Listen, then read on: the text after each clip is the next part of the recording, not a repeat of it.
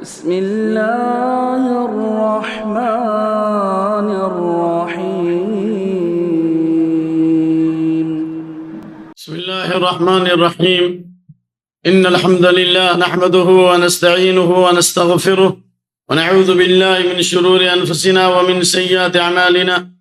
من يهده الله فلا مضل له من يضلل فلا هادي له وأشهد أن لا إله إلا الله وحده لا شريك له وأشهد أن محمدا عبده ورسوله. أما بعد، أعوذ بالله السميع العليم من الشيطان الرجيم.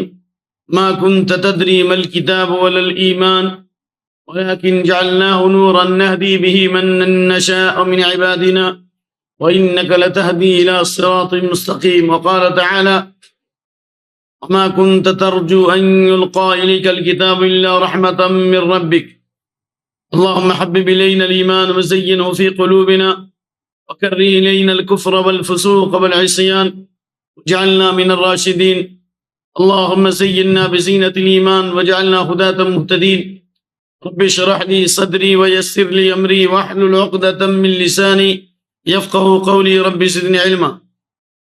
آج کے درس کا عنوان ہے نبوت کے بعد والی زندگی، یعنی نبی صلی اللہ علیہ وسلم جب نبوت اور رسالت کے منصب پر فائز ہوئے اس وقت سے لے کر داعیے اجل یعنی آپ کی آخری سانس تک جو زندگی گزری ہے اس زندگی کو رسالت اور نبوت والی زندگی کہتے ہیں. 40 سال کے بعد سے لے کر آپ کی وفات تک کا جو زمانہ ہے اس کو نبوی زندگی کہتے ہیں. اس سے متعلق انشاءاللہ العزیز اس کتاب کی روشنی میں اور پھر کچھ مزید باتیں بھی پیش کی جائیں گی. اللہ سے دعا ہے کہ اللہ ہمیں سنت نبوی کا شہدائی بنائے اور نبی صلی اللہ علیہ وسلم کی سنت اور سیرت کو اپنی زندگی کا آئینہ بنانے کی توفیق عطا فرمائے. اللہ تعالیٰ نے نبی صلی اللہ علیہ وسلم پر بطور احسان کے فرمایا کہ دنیا میں بہت سی چیزیں خریدی جا سکتی ہیں لیکن نبوت اور رسالت یہ اللہ کا خاص مقام اور منصب ہے جو ہر کس و ناکس کو نہیں ملتا. واللہ یختص برحمتہ من یشاء. اللہ اپنی رحمت کے ساتھ خاص فرماتا ہے جسے اللہ چاہتا ہے. اس لیے اللہ نے فرمایا ما کنت تدری ما الکتاب. اے نبی صلی اللہ علیہ وسلم آپ نہیں جانتے تھے کہ کتاب کیا ہے اور ایمان کیا ہے، یعنی آپ کو اس کا علم نہیں تھا. وما کنت ترجو ان یلقى الیک الکتاب الا رحمتا من ربک. آپ کبھی سوچے بھی نہیں تھے کہ کتاب آپ پہ نازل ہوگی. کیوں؟ اس لیے کہ اللہ نے نہ آپ کو لکھنا سکھلایا تھا اور نہ پڑھنا سکھلایا تھا. اس لیے اللہ نے فرمایا وما كنت تتلو من قبله من کتاب. آپ اس سے پہلے کوئی کتاب ہی نہیں پڑھتے تھے. اگر پڑھتے تو کیا کرتے؟ لوگ شک کرتے. وما كنت تتلو من قبل من کتاب ولا تخط بيمينك. اور آپ اپنے ہاتھ سے کچھ لکھتے بھی نہیں تھے. اگر کچھ پڑھتے اور لکھتے تو لوگ شک کرتے. نبی صلی اللہ علیہ وسلم کو اللہ نے شعر گوئی بھی نہیں سکھلائی تھی. وما علمناه الشعر وما ينبغي له. ہم نے ان کو شعر گوئی بھی نہیں سکھلائی، اشعار بھی نہیں سکھلایا. اور نہ نبوت کے لائق ہے، منصب نبوت کے لائق ہے کہ آپ کو شعر سکھلایا جائے. اس لیے آپ جب کچھ اشعار پڑھتے تو وہ بھی الٹ پلٹ ہو جاتے. تو اللہ تعالیٰ نے ڈائریکٹ آپ کے قلب پر قرآن نازل فرمایا. نبوت کا نزول ہوا، یہ اس بات کی دلیل ہے کہ یاسین والقرآن الحکیم انک لمن المرسلین. قسم قرآن حکیم کی کہ یہ قرآن اس بات پر دلالت کرتا ہے کہ آپ رسولوں میں سے اللہ نے آپ کو منصب رسالت پر فائز فرمایا ہے. چنانچہ کتاب کی روشنی میں چند باتیں میں آپ کی خدمت میں پیش کر رہا ہوں اور اسی کے ساتھ اس کی تشریحات بھی آئیں گی انشاءاللہ. آئیے. صاحب کتاب علامہ صفی الرحمن مبارک پوری رحمہ اللہ فرماتے ہیں نبوت کے آثار اور سعادت کی جھلکیاں، یعنی نبوت کے منصب پر فائز ہونے سے پہلے کچھ نشانیاں شروع ہو گئی. اللہ تعالیٰ نے آپ صلی اللہ علیہ وسلم کے دل میں تخلیہ پسندی داخل کی. اس لیے آپ 3 سالوں تک غار حرا میں اعتکاف کرتے رہے، رمضان کا رمضان. اللہ اکبر. یہ اس بات کی دلیل ہے کہ آپ قوم کے حالات سے رنجیدہ ہیں اور آپ دنیا کے اندر کوئی بڑا کام کر رہے ہیں، اس لیے اس کی فکر میں آپ منہمک ہیں. آپ بھی جانتے ہیں کہ جو آدمی جتنا بڑا مفکر ہوتا ہے، جتنا بڑا فلسفی ہوتا ہے، وہ دنیا والوں سے کٹ کر غور و فکر کرتا. اللہ نے تنہائی آپ کے اندر ڈال دی تاکہ آپ لوگوں سے کٹ کر آئندہ کے لیے اپنے آپ کو تیار کریں. تو اس کی نشانیاں شروع ہو گئی. اور پھر اقرا بسم ربک کے نزول سے پہلے جی فرمائیے کیا لگاؤ؟ آواز جا رہی ہے کیا؟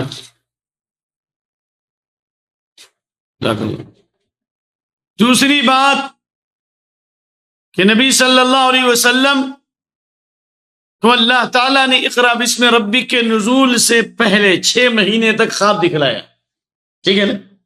جیسا کہ حضرت عائشہ رضی اللہ عنہ کی روایت ہے اول ما بدی بی رسول اللہ صلی اللہ علیہ وسلم من الوحی الرؤیا الصالحہ. آپ صلی اللہ علیہ وسلم پر نبوت کا آغاز، آپ صلی اللہ علیہ وسلم کی نبوت کا آغاز کیسے ہوا؟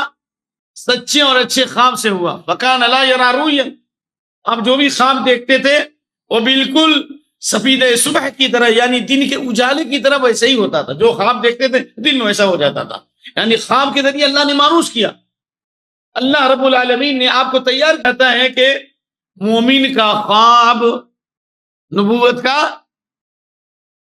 46واں حصہ، یعنی لم يبقى من مبشرات النبوة إلا الرؤيا الصالحة، لم يبقى من مبشرات النبوة إلا الرؤيا الصالحة يراها المسلم طرالا.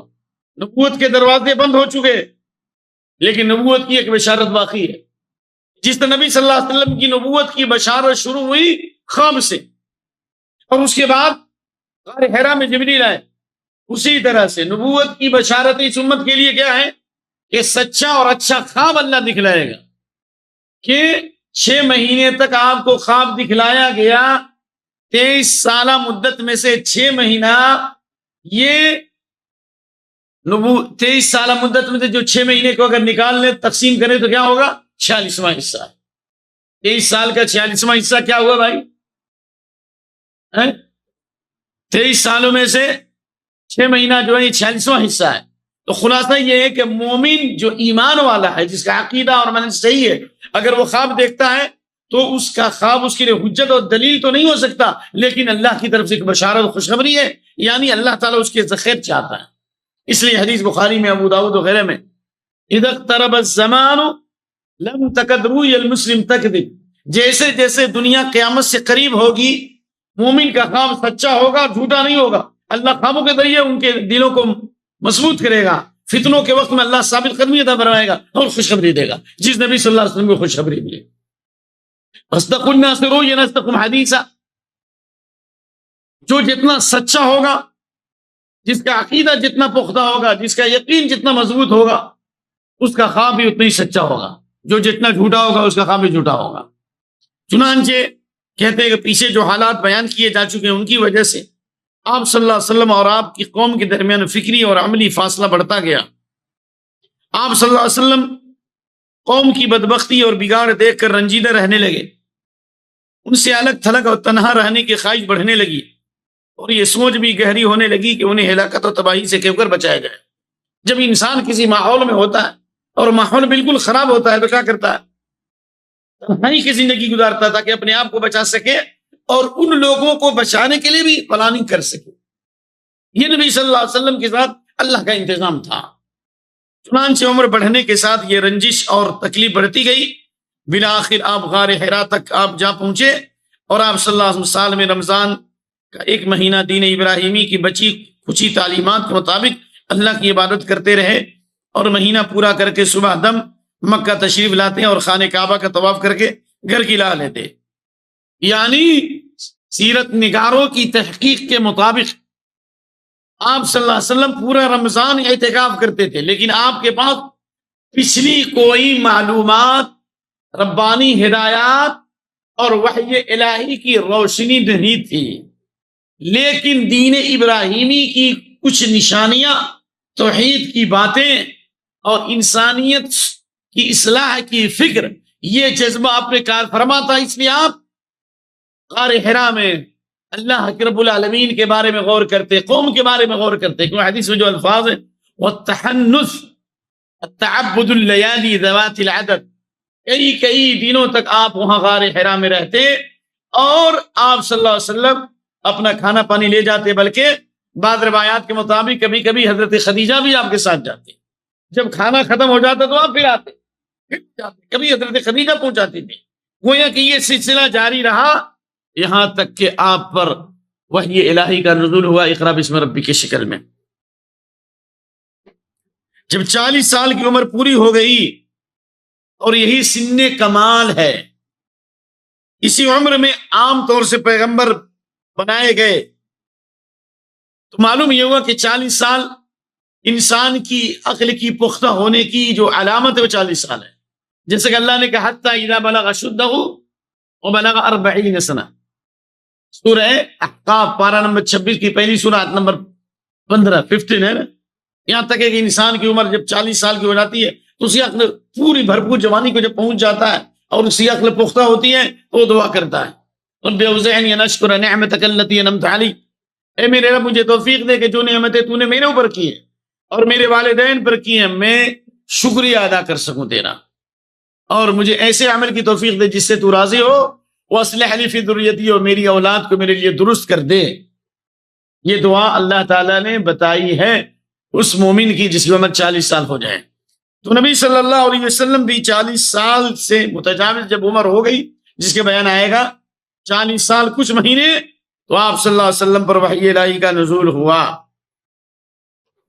لکھتے ہیں آپ صلی اللہ علیہ وسلم شروع میں خواب دیکھتے اور جیسا دیکھتے ویسے ہی پیش آتا، پھر روشنی نظر آنے لگی اور آواز سنائی دینے لگی، یعنی اللہ تعالی حق کی روشنی دکھلانے لگا، اور کچھ عام آوازیں سنائی جانے لگی تاکہ آپ مانوس ہو سکیں، تاکہ آپ اس آواز کو سن کر آپ اس کی طرف متوجہ ہوں اور آپ اپنے مقام کو سمجھیں کہ اللہ تعالیٰ آپ سے بڑا کام لینا چاہتا ہے۔ بلکہ آپ صلی اللہ علیہ وسلم نے انہی ایام کے بارے میں فرمایا، حضرت جابر کی حدیث مسلم شریف، انی لعارف حجرا بمکہ کان یسلم علی قبل ان ابعث، مکے میں اس پتھر کو جانتا ہوں جو نبی بننے سے پہلے مجھے سلام کیا کرتا تھا۔ وہ بے جان چیز ہے، اس کے اندر روح نظر نہیں آتی، لیکن اللہ تعالیٰ نے اس کے اندر بھی ادراک کی صلاحیت رکھی اور وہ آپ کو سلام کرتا تھا۔ یہ اس بات کی دلیل ہے کہ آپ رحمت للعالمین بن کر نمودار ہونے والے ہیں، آپ پوری دنیا کے لیے امن و سلامتی کا پیغام لانے والے ہیں، اور آپ کی نبوت پوری مخلوق کے لیے رحمت اور برکت اور سعادت ثابت ہونے والی ہے۔ کہتے ہیں کہ حرا جبل نور کے نام سے مشہور ہے، اصل مکے سے اس کا فاصلہ تقریباً 2 میل ہے، یعنی تقریباً 4 کلومیٹر ہے۔ اس کی بلند چوٹی دور سے نظر آتی ہے، اس چوٹی کے بائیں طرف کچھ نیچے اترنے کے بعد، یعنی غار حرا جس کو جبل نور کہتے ہیں، اس سے تھوڑا نیچے اترنے کے بعد ایک چھوٹا غار ہے۔ کیا ہے؟ ایک چھوٹا غار ہے۔ غار حرا کی لمبائی 4 میٹر سے کچھ کم اور چوڑائی 1.5 میٹر سے کچھ زیادہ ہے، صحیح مسلم کتاب الفضائل، یعنی چوڑائی 4 میٹر سے کم، بلکہ بعد میں نے کہا 3.5 میٹر، اور چوڑائی 1.5 میٹر، اور بعد وَكَانَ يَخْلُو بِغَارِ حِرَاءَ فَيَتَحَنَّثُ فِيهِ وَتَعَبُّدُ اللَّيَالِي ذَوَاتِ الْعَدَدِ وَيَتَزَوَّدُ لِمِثْلِ ذَلِكَ الْآخِرِ۔ سنیے غور سے، رسول اللہ صلی اللہ علیہ وسلم وحی کا آغاز نیند میں اچھے خواب سے ہوا۔ آپ جو خواب دیکھتے تھے وہ سفید صبح کی طرح نمودار ہو جاتا تھا، یعنی جس طرح رات کی تاریکی چھٹ کر دن کا اجالا نظر آتا ہے، اسی طرح آپ جو خواب دیکھتے تھے ویسا نظر آتا تھا۔ جی، پھر آپ کو تنہائی پسند آنے لگی، یعنی تنہائی آپ کے دل میں ڈالی گئی، چنانچہ آپ غار حرا میں خلوت فرمانے لگے، تنہائی اختیار کرنے لگے، اور کئی رات گھر آئے بغیر عبادت کرتے اور اس عرصے کے لیے توشہ لے جاتے، یعنی اس کی تیاری کر کے کھانا پانی لے جاتے۔ ایسا نہیں کہ آسمان سے ڈائریکٹ کھانا آتا، اللہ اس بات پہ قادر ہے، لیکن اسباب کے تحت انسان کے لیے روزی کا تلاشنا اور سفر سے پہلے سامان سفر کی تیاری ضروری ہے۔ پھر حضرت خدیجہ کے پاس آپ واپس آتے اور اس جیسی مدت کے لیے پھر توشہ لے جاتے، یہاں تک کہ آپ غار حرا میں تھے، یہاں آپ کے پاس حق آ گیا اور آپ کے پاس فرشتہ آیا اور کہا اقرا، آپ نے فرمایا ما انا بقاری، میں پڑھنا نہیں جانتا۔ صحیح سی بات ہے، کہا گیا اقرا، پڑھ، آپ نے کہا میں پڑھا ہوا نہیں ہوں۔ یہ اس بات کی دلیل ہے ثابت کرنے کے لیے کہ آپ کو نہ پڑھنا آتا تھا اور نہ لکھنا آتا تھا، چنانچہ کہتے فاخذنی فغتنی حتی بلغ منی الجہد ثم ارسلنی، پھر انہوں نے مجھے پکڑ کر دبوچا، زور سے دبوچا، پھر چھوڑا اور کہا کہ پڑھ، کہا کہ میں پڑھا ہوا نہیں ہوں۔ اس بات کی دلیل ہے کہ یہ نبی کو پڑھانے والا رب العالمین ہے، دنیا کا کوئی آدمی پڑھانے والا نہیں ہے، کیونکہ آپ نہ لکھنا جانتے تھے نہ پڑھنا جانتے تھے۔ پھر دوسری بار اسی طرح زور سے دبوچا اور چور چور کر ڈالا، پھر کہا اقرا پڑھو، آپ نے کہا میں پڑھا ہوا نہیں ہوں۔ پھر تیسری مرتبہ اور زور سے دبوچا اور چھوڑا، اور پھر جبریل امین نے یہ آیات پڑھی۔ ایک ہی دفعہ پڑھا سکتے تھے نا اللہ، 3 دفعہ دبانے کی کیا ضرورت؟ اس سے معلوم ہوا کہ علم کے لیے تیاری ضروری ہے، علم کے لیے تیاری ضروری ہے، نمبر 1۔ نمبر 2، علم کا حصول آسان نہیں ہے، نقطہ سمجھ رہے ہیں نا؟ لا العلم بالصلاحی، جیسے آرام طلبی کے علم حاصل نہیں ہوتا۔ تیسری بات، کوئی اہم کام کرنے کے لیے پہلے سے فکری تیار، اپنے آپ کو تیار کرنا ضروری ہے۔ ظاہر اب نماز کے لیے جب آتے ہیں تو پہلے کیا کرتے ہیں؟ آپ تیاری کرتے ہیں، اپنے وقت کو منظم کرتے ہیں اور اپنے کاموں کو ٹھکانے لگاتے ہیں، پھر اس کے وضو کرتے ہیں، پوری تیاری کے ساتھ آتے ہیں، تو نماز میں آپ کو طبیعت لگتی ہے۔ اب موبائل کے ساتھ آ گئے اور مشغولیت کے ساتھ آ گئے تو جس طرح غفلت کے ساتھ آئے اسی غفلت کے ساتھ نکل گئے۔ تو اس میں اشارہ ہے کہ جو کام آپ کو دیا جا رہا ہے بہت عظیم کام ہے۔ سنلقی علیک قولا، جی ثقیلا، بہت بھاری بوجھ ڈالا جا رہا، اس کے لیے تیاری ضروری ہے۔ اس سے معلوم ہوا کہ کوئی بڑے کام کرنے کے لیے پلاننگ ضروری ہے، بغیر پلاننگ کے کام کرو گے سکسیس نہیں ہوگے، ادھورا ہو جائے گا، کمزوری ہوگی۔ خشت اول چون حد میں عمار کج تاثری امیر اود دیوار کج، جب کسی مکان کی عمارت کمزور ہوگی تو بلندی پہ جانے کے بعد بھی ٹیڑھا کا ٹیڑھا ہی رہے گا۔ جب بنیاد کمزور ہے اور ٹیڑھی ہے بنیاد تو عمارت بھی ٹیڑھی رہے گی۔ الگ بات ہے کہیں کہیں سیدھا نظر آ جاتا ہے۔ تو خلاصہ یہ ہوا کہ تیسری بار حضرت جبریل نے یہ آیت کریمہ پڑھی، اقرأ بسم ربک سے لے کر علم الانسان ما لم یعلم تک۔ بخاری کے بعض روایات میں اقرأ بسم ربک الذی خلق خلق الانسان من علق اقرأ وربک الاکرم الذی علم بالقلم، یہاں تک ہے۔ اور بعض روایتوں میں بخاری میں اور مسلم میں کیا ہے؟ علم الانسان ما لم، یہ 5 آیتیں نازل۔ اچھا یہ بتائیے پوری اقرأ بسم ربک کیوں نہیں نازل ہوئی؟ پوری اللہ نازل کر دیتا۔ اس سے بتانا یہ ہے کہ جو چیز جتنی اہم ہوتی ہے اس کی اہمیت کے پیش نظر اتنی مختصر باتیں بتائی جاتی ہیں تاکہ اس کو یاد کیا جا سکے، ایک سمجھا جا سکے اور اس پر عمل کیا جا سکے۔ جتنے بڑے بڑے حفاظ حدیث پیدا ہوئے انہوں نے کہا میں نے ایک دن میں 2 حدیث یاد کیا، 3 حدیث یاد کیا۔ بعض لوگ کہتے ہیں کہ نہیں فلاں بزرگ جو ماں کے پیٹھی میں 3 پارے کے حافظ تھے، سنا ہے کہ نا لوگ؟ میں سنا ہوں، اس وقت بچپن سے لے کر بوڑھا ہو گیا اب تک سنا ہوں۔ یہاں جبریل نے 3 مرتبہ دبوچا، تب جا کر کے اللہ نے آپ کی زبان میں کلمہ جاری کیا۔ اور ہندوستان کے ایک بڑے جامعہ میں اللہ تعالیٰ ان سب کو ہدایت عطا فرمائے۔ کہتے ہیں کہ ایک بڑے شیخ تھے کسی جامعہ میں، ان کا مہمان پہنچا بہت تاخیر سے، کھانا ختم ہو چکا تھا اور شیخ نے کہا کہ جا کے ہوٹل میں کھانا لاؤ۔ چنانچہ ہوٹل والے نے کہا کہ کھانا تو ختم ہو چکا ہے لیکن حضرت کے لیے کچھ کھانا تو ہے۔ چنانچہ جو کھانا بچا تھا وہ پیک کر کر کے دے دیا، حضرت کے پاس کھانا لایا گیا، حضرت نے اپنے مہمان عالی مقام کو کھانا کھلایا اور سلا دیا۔ جب مہمان سو گیا تو انہوں نے ہوٹل والے کو بلایا، کہا کہ تم نے میری عزت بچا لی، اب میں تمہارا بدلہ تو نہیں دے سکتا، ظاہر سی بات ہے تم نے ایسے موقع پر ایک بڑے شیخ کی عزت بچائی ہے، میں تم کو اس کا بدلہ دینا چاہتا ہوں، تم بتاؤ تم مجھ سے کیا مانگتے ہو؟ نعوذ باللہ، یہ تو نبی صلی اللہ علیہ وسلم نے بھی نہیں کہا مجھ سے کیا مانگتے ہو۔ ہاں بعض موقع پر آپ نے احسان کے بدلے کہا کہ تم نے میرے ساتھ احسان کیا ہے، میں تمہارے احسان کا بدلہ کیسے چکاؤں، تم مجھ سے مانگو۔ تو پھر صحابی نے کہا کہ میں جنت میں آپ کی صحبت چاہتا ہوں، تو آپ نے کہا میری مدد کرو زیادہ سے زیادہ سجدہ کر کے، میری مدد کرو۔ آپ فرما رہا، اور یہاں حضرت فرما رہے ہیں میں مجھ سے کیا مانگنا ہے مانگو۔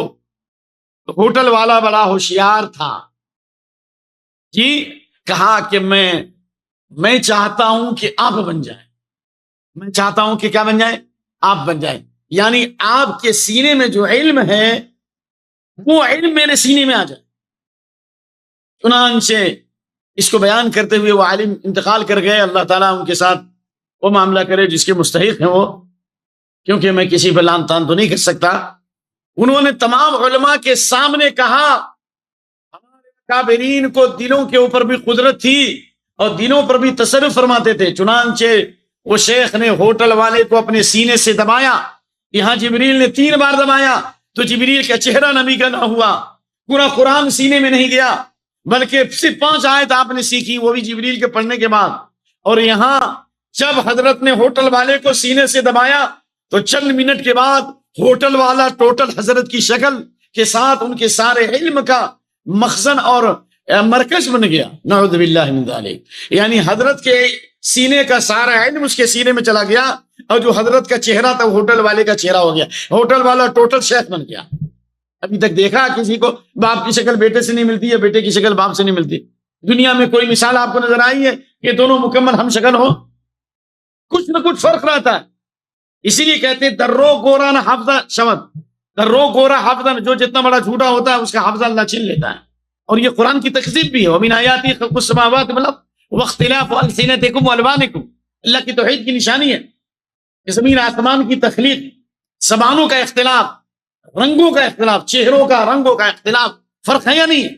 تو یہ دیکھیے نبی صلی اللہ علیہ وسلم پر بھی فوقیت دیا کہ نہ دیا؟ منصب نبوت پر ڈاکہ زنی ہے یا نہیں ہے؟ اگر مرزا غلام محمد قادیانی نے کہا کہ میں سلی نبی ہوں، میں ذیلی نبی ہوں، نبی صلی اللہ علیہ وسلم کی مہر لگ کر کے میں نبی ہوں، اصل نبی ہوں لیکن میں بھی چھوٹا نبی ہوں، نعوذ باللہ، تو یہ نبوت پر ڈاکہ زنی ہے۔ تمام علماء نے فتویٰ دے دیا کہ یہ کافر ہے، اور یہ فتویٰ بالکل صحیح ہے۔ اور یہ کیا ہو رہا ہے؟ منصب نبوت پر ڈاکہ زنی نہیں ہے، نبی صلی اللہ علیہ وسلم پر فضیلت نہیں دی گئی کہ بھائی ایک ہی مرتبہ میں حضرت نے ہوٹل والے کو بدل دیا۔ اور معاف کیجیے گا، میں نے زندگی کا بڑا حصہ اس ماحول میں گزارا ہے۔ ایک بہت بڑے رائے پوری عالم تھے، کیونکہ نام پورا نہیں لینا ہے، حکمت ہے نا، اور یہ بات میں نے سنی ہے بڑے علماء کے سامنے، جو جن کے مریدان ہندوستان سے لے کر دوسرے ملکوں تک ہے، بڑے لوگوں کے سامنے، جو بڑی بڑی کانفرنسوں میں جب شرکت کرتے ہیں لوگ ہزاروں کی تعداد میں حاضر ہوتے ہیں، ان کے سامنے سنا۔ ایک رائے پوری تھے، جب انہوں نے تقریر کی، پہلی مرتبہ لا الہ الا اللہ کہا تو سب لوگ بے ہوش ہو گئے۔ یہ سنا ہے، کوئی کتابی بات نہیں ہے، یہ تو میں خانہ کعبہ کی دیوار کو چھو کر قسم کھاؤں گا، یہ ان کا عقیدہ ہے۔ سب لوگ بے ہوش ہو گئے، اور دوسری مرتبہ لا الہ الا اللہ کہا تو سب لوگ ہوش میں آ گئے۔ اس کا مطلب ہمارے بزرگان اور ہمارے اکابرین دلوں پر تصرف فرماتے ہیں، اور اس کی دلیل میرے پاس دلیل ہے کہ اس سے صحت کی، کہ اس جماعت کے لوگ جب حج کے موقع پر یا عمرے کے لیے جب مدینہ آتے تھے تو میں نبی صلی اللہ علیہ وسلم قبر کے قریب ہی رہتا تھا، کچھ اصلاح کے لیے کچھ موقع ملتا تھا۔ تو یہ وہ لوگ ہیں جو نبی صلی اللہ علیہ وسلم قبر کے پاس مراقبہ کرتے تھے، وہ کہتے تھے کہ ہم تمام علماء کا یہ عقیدہ ہے کہ نبی صلی اللہ علیہ وسلم دلوں پر تصرف فرماتے ہیں، اور ڈائریکٹ آپ کی روشنی ہمارے دل میں ٹرانسفر ہوتی ہے، اس لیے ہم قبروں پر مراقبہ کرتے ہیں۔ اور میں نے بڑے بڑے علماء کو دیکھا ہے قبروں پر مراقبہ کرتے ہوئے جماعت کے لوگوں، نعوذ باللہ من ذالک۔ ہاتھی کے دانت دکھلانے کے کچھ ہوتے ہیں اور کھانے کے کچھ ہوتے ہیں، یہ گمراہ کرتے ہیں لوگوں، اصل چیز نہیں بتاتے۔ اس لیے حضرت عمر بن عبد العزیز کہتے ہیں اذا رأیتم قوما یتناجون فی دینہم فاعلم انہم علی تاسیس ضلالہ، جب کسی آدمی کو دیکھو کہ تنہائی میں الگ کام کرتا ہو اور لوگوں کے سامنے الگ بات کرتا ہو، تو ایسے لوگ گمراہی کے فاؤنڈر ہیں، دنیا میں گمراہی پھیلانے کے ذمہ دار ہیں، نعوذ باللہ من ذالک۔ چلیے بھائی معاف کرنا، میں ذرا سہلی باتیں بھی آ جاتی ہیں نا۔ استغفر اللہ واتوب الیہ، استغفر اللہ واتوب الیہ۔ ربنا لا تزغ قلوبنا بعد اذ ہدیتنا وهب لنا من لدنک رحمۃ انک انت الوہاب۔ ان آیات کو لے کر نبی صلی اللہ علیہ وسلم یہ آیت نازل ہوئی، آپ واپس ہوئے اور آپ کا دل کانپ رہا تھا، یرجف فؤاد، آپ کا دل کانپ رہا تھا۔ یہ کہا جاتا ہے کہ آپ کے یہ کندھے کا گوشت کانپ رہا تھا ہیبت سے، یہ قرآن کی ہیبت تھی، اللہ کی عظمت تھی، اور ذمہ داری کا احساس تھا کہ ہمیں کوئی بڑا کام کرنا ہے، اس کے ڈر اور خوف سے آپ کا دل کانپ رہا تھا۔ اللہ اکبر۔ یہاں تک کہ آپ گھر پہنچے اور آپ نے کہا زملونی زملونی، مجھے چادر اڑا دو، چادر اڑا دو، چادر اڑا دی گئی، یہاں تک کہ دہشت جاتی رہی۔ اس میں اشارہ یہ، جب انسان کو ٹینشن ہو تو کیا کرنا چاہیے؟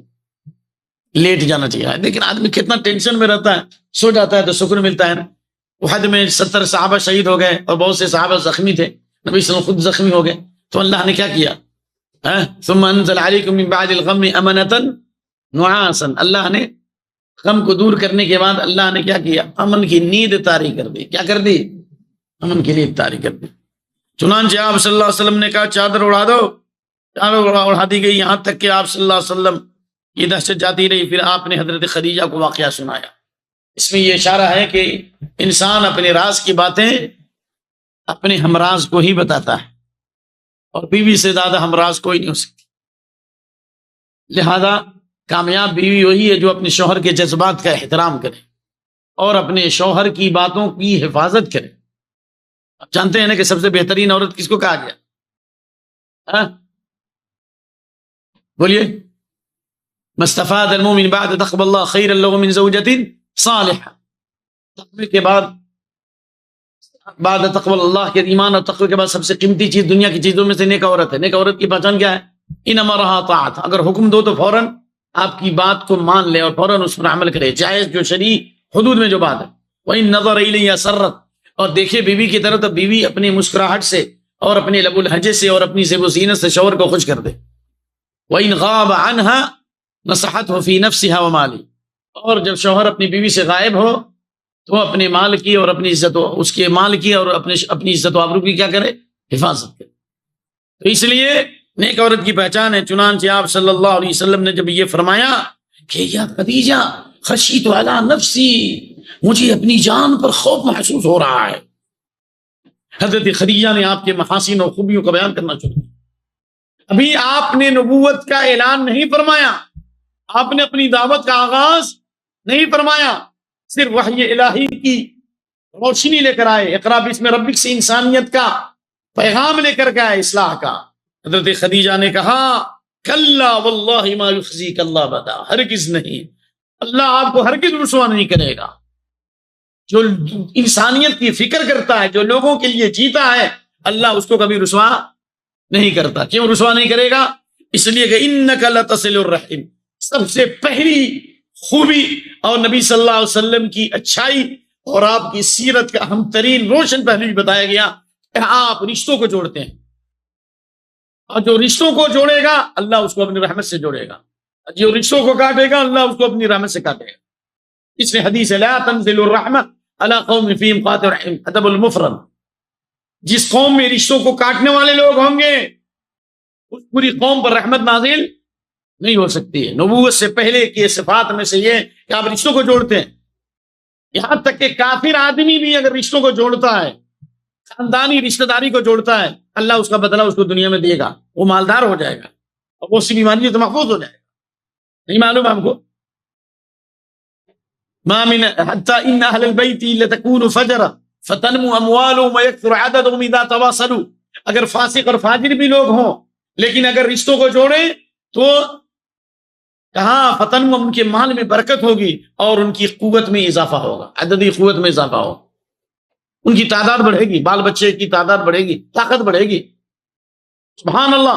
دنیا میں آپ کو معلوم ہے ان العبد المؤمن اذا عمل حسنة يثاب عليه الرزق في الدنيا، حدیث مسلم شریف میں. مومن بندہ جب دنیا میں کوئی بھی نیکی کرتا ہے، اور نیکی میں سے ہم نے نیکی کیا؟ رشتوں کو جوڑنا، تو روزی میں برکت ہوگی. حدیث مسلم شریف. جتنا نیکی کریں گے، جتنی نماز میں خشوع و خضوع پیدا کریں، جتنی قرآن کی تلاوت کریں، جتنا ذکر کریں، جتنا علم کے حصول میں آگے بڑھیں گے، اتنی اللہ آپ کی روزی کو ریفریش کر دے گا، فائن کر دے گا. حدیث ہے بھائی. اور قیامت موجود چتا بیا فی الآخرہ، اور اصل جو میر بدلہ ملنے والا آخرت میں. وَإِنَّ الْكَافِرَ إِذَا عَمِلَ حَسَنًا فَيُطْعَمُ بِحَسَنَاتٍ مَا عَمِلَهَا لِلَّهِ أَوْ كَمَا قَالَ. اور کافر آدمی دنیا میں اگر نیکی کرے گا اللہ دنیا میں اس کو نماز دے گا. وَإِذَا كَانَ يَوْمُ الْقِيَامَةِ لَمْ تَكُنْ حَسَنًا، لیکن جب قیامت قائم ہوگی تو کوئی نیکی باقی نہیں رہے گی. اس لیے ابن جدعان کی صفت بتائی گئی. ابن جدعان كان يصل الرحم ويطعم المسكين فهل ذلك نافع؟ قال لا ينفع ذلك لأنه لم يقل يومئذ رب اغفر لي خطيئتي يوم الدين. بخاری کی حدیث ہے.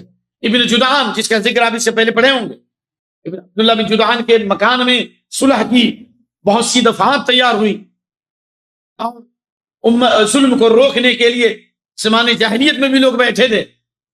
کہا کہ ابن جدعان رشتوں کو جوڑتا تھا، مسکینوں کو کھانا کھلاتا تھا، کیا فائدہ ہوگا قیامت کے دن؟ آپ نے فرمایا کچھ بھی فائدہ نہیں ہوگا. کیوں؟ اس لیے کہ اس نے دنیا میں کیا دنیا کے لیے، کبھی اس نے دعا نہیں کی رب اغفر لی خطیئتی یوم الدین، اے میرے رب میری مغفرت فرما قیامت کے دن۔ تو خلاصہ یہ ہے کہ نبی صلی اللہ علیہ وسلم پہلی صفت، رشتوں کو آپ جوڑتے ہیں۔ حضرت خدیجہ نے کہا اے اللہ ہمیں کیا ہو گیا، ہم نبوت پر ایمان لانے کے باوجود، رسالت پر ایمان لانے کے باوجود، قرآن اور حدیث پڑھنے کے باوجود، سینکڑوں حدیث سننے کے باوجود ہم نے کب رشتوں کو جوڑا ہے؟ اور یہ رشتہ داری جوڑنے کا مطلب کیا ہوا؟ سب سے پہلے دادی رشتہ، سب سے پہلے دادی رشتہ سمجھ گئے نا، باپ دادا والا، دادا پر دادا، لکڑ دادا، تکڑ دادا، اوپر سے اور اس میں نیچے والا۔ اور دوسرا جو ہے بیٹا پوتا پر پوتا، یہ ہو گیا اپنا اصلی خاندانی رشتہ۔ اور دوسرا ہوا نانیہالی رشتہ، نانا اور ماما والا۔ اور تیسرا کیا ہوا؟ بولیے یار، سب شادی کی ہو بولو نا، سسرالی رشتہ۔ اور چوتھا کیا ہوا؟ رضاعی رشتہ، دودھ پلانے والا رشتہ۔ اس لیے تو جب حلیمہ سعدیہ آئی تو آپ نے چادر بچھا دی، اور شیما جو آئی تھی ایک جنگ میں تو آپ نے اس کو آزاد کرا دیا۔ خلاصہ یہ ہے کہ حضرت خدیجہ نے کہا آپ رشتوں کو جوڑتے ہیں اور بے سہاروں کا بوجھ اٹھاتے ہیں۔ کو بھی توفیق ہے کہ جس کے گھر میں کھانا نہیں ہم کھانا دیں، ان کے گھر میں پورے مہینے کا جو ہے کھانا پیکج ان کو بھیجیں۔ بے سہاروں کا بوجھ اٹھاتے ہیں، تنگ دست لوگوں کی مدد کرتے ہیں، مہمان کی مہمان نوازی کرتے ہیں، کے سلسلے میں پیش آنے والے مسائل میں مدد فرماتے ہیں، یعنی ناحق مدد نہیں کرتے۔ تو جتنے صفات نبی کے نبوت سے پہلے تھے، یہ نبوت کے بعد اور زیادہ بڑھ گئے۔ اگر کائنات میں کوئی انقلاب لانا ہے، مصلح بننا ہے، داعی بننا ہے، اور انسانیت کی فکر کو چینج کرنا ہے، اور قوموں اور جماعتوں کی زندگی میں ہلچل مچانا ہے، تو یہ سماجی کام کیجیے۔ پہلا کام کیا کیجیے؟ رشتوں کو جوڑیے، غریبوں کی مدد کیجیے، اور مہمان نوازی کیجیے۔ میں نام تو نہیں لینا چاہ رہا ہوں، لیکن اللہ نے ابلیس کا نام لیا ہے قرآن میں، تو ہم بھی لے سکتے ہیں۔ مدر ٹریسا جو کون تھی، کیا نہیں کی اس نے انسانیت کی خدمت؟ کیا انہوں نے بچوں کی خدمت نہیں کی؟ کیا غریبوں کو کھانا نہیں کھلایا؟ میں نے تو دیکھا یہ سردار جی جو لوگ ہیں، پنجابی جو لوگ ہیں، سکھ لوگ، یہ لوگ غریبوں کا علاج کرتے ہیں، زخم چیرتے ہیں، پھاڑتے ہیں، مدد کرتے ہیں، فری میں کرتے ہیں۔ چاہیے دیکھیے کھانے کے کتنے بڑے بڑے مراکز انہوں نے قائم کر دیے، گھوم گھوم کے ٹھنڈا ٹھنڈا پانی پلاتے ہیں۔ ہم آئے تھے انسانیت کے لیے، ان کے دل کی دنیا کو بدلنے کے لیے۔ ضروری ہے کہ آپ ان کے دلوں پر حکومت کرو۔ ظالم سے لیا ظلم کا بدلہ نہ کسی وقت، مارا بھی تو اخلاق کی تلوار سے مارا۔ یہ جتنے صفات ہیں ہندوستان کے موجودہ ماحول میں اگر ہم عمل کرنا شروع کر دیں آج سے، انشاءاللہ دیکھیے کہ ماحول کس طرح تبدیل ہوتا ہے، اور کس طرح خیر اور برکات کی بارش ہوتی ہے، اور کس طرح دشمنی دوستی سے بدل جاتی ہے، اور اللہ انہی ظالموں میں اللہ ایمان کی دعوت دینے والوں کو اور حق کا دفاع کرنے والوں کو پیدا کرے گا۔ اللہ اس بات پہ قادر ہے۔ یہ صفات لاؤ اپنے اندر، کوشش کرو۔ ان اللہ یدافع عن الذین آمنوا، ایمان والوں کی طرح اللہ ڈیفینس کرتا ہے، اللہ انہی میں سے پیدا کر دے گا، انہی لوگوں کو پیدا کر دے گا، نہیں کرے گا؟ ایسے بہت ساری مثالیں موجود ہیں۔ جی اللہ کی قسم ہرگز نہیں، اللہ آپ کو رسوا نہیں کرے گا، کیونکہ آپ کے اندر یہ صفات ہیں۔ اس کے بعد حضرت خدیجہ آپ کو اپنے چچیرے بھائی ورقہ بن نوفل کے پاس لے گئیں۔ ورقہ بن نوفل کے بارے میں، وَكَانَ امْرَأً تَنَصَّرَ فِي الْجَاهِلِيَّةِ، جاہلیت کے زمانے میں کیا ہو گئے تھے؟ نصرانی ہو گئے تھے۔ کیوں؟ اس لیے کہ حضرت اسماعیل علیہ السلام سے لے کر محمد صلی اللہ علیہ وسلم کے بیچ میں اس خاندان میں یا عرب والوں میں کوئی نبی نہیں آیا تھا، مکے میں کوئی نبی نہیں آیا تھا۔ اللہ اکبر۔ تو وہ پچھلے انبیاء کی جو تعلیمات تھی اس کی روشنی میں وہ عیسائی ہو گئے تھے، اور عبرانی زبان لکھنا جانتے ہیں۔ ایک ہے عبرانی اور ایک ہے سریانی۔ جانتے ہیں عبرانی؟ بر صغیر میں ایک بڑے عالم گزرے، ان کا عبرانی زبان آتی تھی، جیسے آپ کو جس طرح آپ کو اردو آتی ہے۔ حافظ زبیر علی صحیح کے بارے میں آتا ہے، میں نے معتبر ذرا، ان کو عبرانی زبان آتی تھی ماشاءاللہ۔ اور بہت بڑے حدیث کے عالم اور فقیہ اور بہت بڑے داعی تھے کتاب و سنت کی، بلکہ محدث، اللہ غریق رحمت کرے۔ عبرانی لکھنا جانتے تھے، چنانچہ بتوفیق الہی عبرانی میں انجیل لکھتے تھے۔ عبرانی کو انجیل میں لکھنے کا کیا مطلب؟ اس میں جو میں غیر پہ ہوں، کیوں ریکارڈ ہو رہی بات، اگر غلطی ہو تو میں اپنی اصلاح کروں گا۔ کیا کہ توریت کی زبان عبرانی تھی، اور انجیل کی زبان کیا تھی بھائی؟ سریانی تھی. اور یہ بات میں پہلے بتا چکا ہوں کئی دفعہ کہ اللہ کے نبی صلی اللہ علیہ وسلم نے حضرت زید بن ثابت کو عبرانی زبان سیکھنے کے لیے بھیجا تھا کہ تعلم لی کتاب یہود، یہودیوں سے لکھنا پڑھنا سیکھو کیونکہ ان کے بہت سارے خطوط آتے ہیں، نہ معلوم کیا لکھ دے. اس کا مطلب ہے کہ دشمنوں کے شر سے بچنے کے لیے ان کی زبان کا جاننا بھی ضروری ہے، دعوت پہنچانے کے لیے بھی ان کی زبان کا جاننا ضروری ہے. اور دوسری روایت جو ترمذی میں اور مسند احمد میں ہے کہ جس طرح اپنی عبرانی زبان سیکھنے کے لیے حضرت زید بن ثابت کو حکم دیا، اسی طرح انجیل کی زبان سریانی سیکھنے کے لیے کہا. امرنی رسول اللہ صلی اللہ علیہ وسلم ان نتعلم السریانیہ، آپ نے ہمیں حکم دیا کہ میں سریانی زبان سیکھوں. تو سریانی سے عبرانی زبان میں ترجمہ کرتے تھے. کہا کہ توفیق الہی عبرانی میں انجیل لکھتے تھے. اس وقت وہ بوڑھے اور نابینا ہو چکے تھے. حضرت خدیجہ نے ان سے کہا بھائی جان آپ اپنے بھتیجے کی بات سنیں، اسمع من اخی. اس لیے کہ بھتیجا کیوں کہا؟ اس لیے کہ عربوں کا ایک طریقہ تھا کہ رشتہ داری کو وہ چھوڑتے تھے. کوئی بھتیجا لگتا، کوئی چچا لگتا، یا یہ کہ کوئی بڑا آدمی اگر ہوتا تو اس کو چچا بولتے. تو ظاہر ہے یہ کیا ہوگا؟ بھتیجا ہوگا. کہ اپنے بھتیجے کی بات سنیں. ورقہ نے کہا بھتیجے تم کیا کہتے ہو؟ آپ نے پورا حال بیان کر دیا. ورقہ نے کہا یہ ھذا الناموس الذی نزل اللہ علی موسیٰ، یہ ھذا الناموس الذی نزل اللہ علی موسیٰ، یہ تو وہی وہ اللہ نے والا فرشتہ ہے جو موسیٰ پر اللہ نے نازل کیا تھا. یعنی ابھی ورقہ کو نبوت کا پیغام نہیں ملا، پچھلے نبی کی نبوت پر ہے. اگر کوئی پچھلے نبی کی نبوت پر ہے تو اس کی روشنی میں اگر وہ کلام کرتا ہے جب تک کہ اس کو نئے نبی کی دعوت نہیں ملتی تو وہ نیک اور صالح سمجھا جائے گا اور حق میں سمجھا جائے گا. کہاں یا لیتنی فیہا جزعا، کاش کہ میں اس وقت جوان ہوتا جس وقت آپ کی قوم آپ کو نکال دے گی.